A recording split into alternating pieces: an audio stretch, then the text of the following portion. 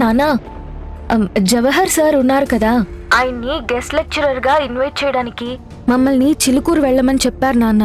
Jawahar sir అంటే ఎవరు? ఆ ఫేమస్ ఎకనమిస్ట్ ఉన్నారే ఆయనేనా? అవును నానా, ఆయనే. కాలేజ్ లో నువ్వు బెస్ట్ స్టూడెంట్ వి, అందుకే నువ్వెళ్ళి ఇన్వైట్ చేసిరా అని ప్రిన్సిపల్ గారు చెప్పారు నాన్న.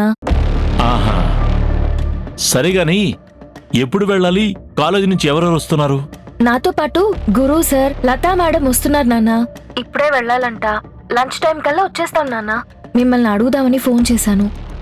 జాగ్రత్తగా వెళ్ళిరమ్మా. ఏంటి మేడం, కార్ ఎక్కినప్పటి నుంచి చూస్తున్నాను, టెన్షన్ గా కనపడుతున్నారు. ఏమైంది? మా చిన్నబాబుకు జ్వరంగా ఉందని ఇంట్లో వదిలేసొచ్చాను. మా హస్బెండ్ ఏమో లేటుగా వస్తానని ఫోన్ చేశారు. సర్లే ఎర్లీగా ఇంటికి వెళ్ళిపోదామని అనుకున్నాను. ఇంతలో సడన్ గా ప్రోగ్రాం వచ్చి పడింది. అయ్యో, అదేంటి మేడం, ముందే చెప్పొచ్చుగా. ఏం టెన్షన్ పడొద్దు, మిమ్మల్ని ముందు సర్కిల్లో డ్రాప్ చేస్తాం, దిగండి.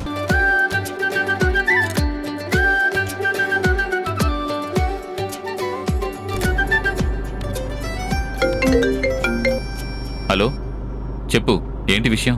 అయ్యో, నేను మర్చిపోయాను అనుకున్నావా? అదేమీ లేదు, నేను డైరెక్ట్గా జనరల్ బజార్కే వెళ్తున్నాను. నువ్వు అక్కడికి వచ్చేసేయ్. సంజయ్, చాలా అర్జెంటు, అర్థం చేసుకో. నువ్వు సాధన వెళ్ళి వచ్చేసేయండి, సరేనా? అప్డేట్ తర్వాత తీసుకుంటాను. సరే సార్, నో ప్రాబ్లం.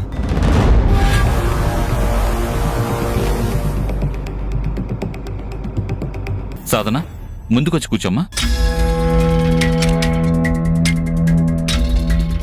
వచ్చిన తర్వాత అక్కడ ఏం జరిగిందో ముందు మాకే చెప్పండి.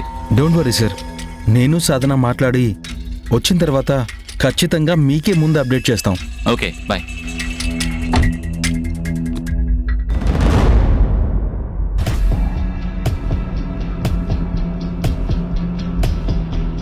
ఏంటి సాధన, టెన్షన్ పడుతున్నావా?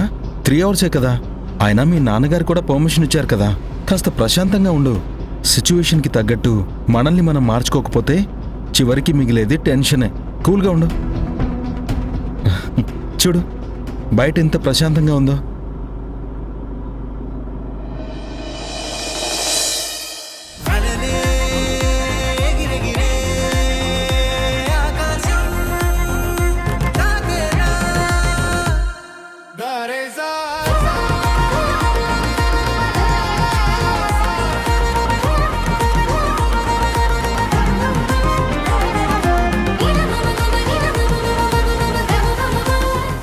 ఏమండి, భోజనం చేతురుగాని రండి.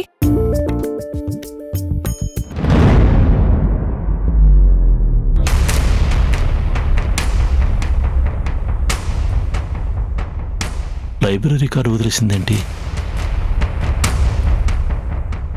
సడన్ గా ఏమైందండి? తినకుండా ఎక్కడికి వెళ్తున్నారు? సాధన లైబ్రరీ కార్డు మర్చిపోయి వెళ్ళిపోయింది. ఇవాళ అకౌంట్స్ బుక్స్ ఏవో తిరిగి ఇవ్వాలంట. లేట్ అయిపోతుంది, నేను వెళ్ళాలి. ఒక్క 10 నిమిషాలు లేటుగా వెళితే ఏం కాదులేండి.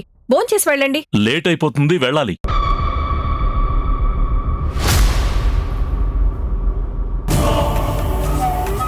ఏమండి,